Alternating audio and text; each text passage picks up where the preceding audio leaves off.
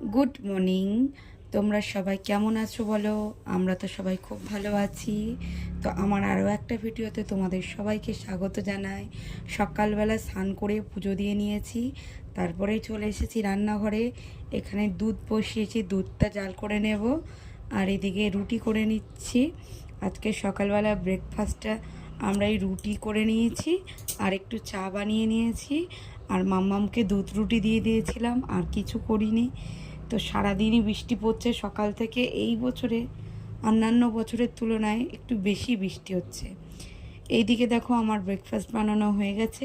আমার মাম্মাম দেখেছো এত পাকা রুটিটা নিয়ে ঝাড়ছে, আটা লেগে থাকে তো তাই জন্য ঝাড়ছে। তো খাওয়া দাওয়া শেষ করে রান্নাঘরে চলে এসেছি।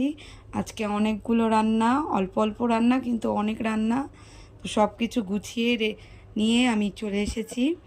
প্রথমে আলুগুলো ভেজে নেব, মোচা রান্না করব আর মাছের ঝোলও করব, তাই একসাথে দুটো আলু ভেজে নিচ্ছি। ভেজে নিয়ে আলাদা করে রেখে দেবো। তো এদিকে আলু ভাজা হয়ে গেছে, মোচা রান্না করব তাই মোচাটাকে হলুদ জলে ভিজিয়ে রেখেছি, একটু সিদ্ধ করতেও বসিয়ে দেবো। এদিকে আমার মাছ ভাজাও হয়ে গেছে।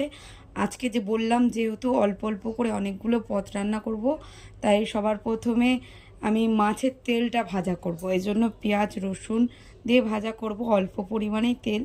এইটা দিয়েই আজকে হাফ ভাত খাওয়া হয়ে যাবে, আমি জানি এটা অনেক টেস্ট হয়। যারা তোমরা খাও তোমরা তো অবশ্যই জানো। এদিকে দেখো আমি সবার প্রথমে মাছের তেলটা রান্না করে নিয়েছি। দেখছো দেখতে কতটা ভালো লাগছে, খেতে কিন্তু অনেক টেস্ট হয়। তো মাছের তেল রান্না হয়ে যাবার পরে আমি মাছের ঝোল করে নেব।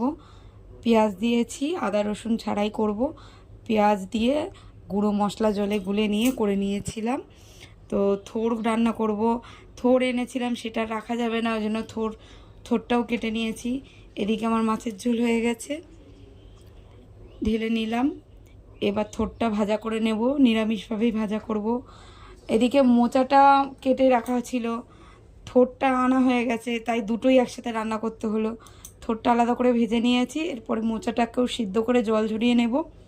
তার মধ্যে আমার বরমশাই আলু ভেজে রেখেছিলাম, সেখান থেকে আলু তুলে খেয়ে নিয়েছে, যার জন্য আবার আলু কেটে ভাজতে হলো। দেখছো এদিকে থোড়টা আমার ভাজা হয়ে গেছে। এদিকে মোচা করব বলে মশলা কষিয়ে নিয়েছি, এর মধ্যে কিছুটা চিংড়ি মাছও দিয়ে দিয়েছিলাম, দিয়ে ভালো করে মোচাটা রান্না করে নিয়েছিলাম। আজকে তো আমার দুপুরে এই আয়োজন। তোমরা সবাই কি রান্না করলে? আমার ভিডিওটা আজকের মতো এই পর্যন্ত। তো তোমাদের সাথে দেখাবে আরও একটা অন্য ভিডিওতে। ততক্ষণ টাটা।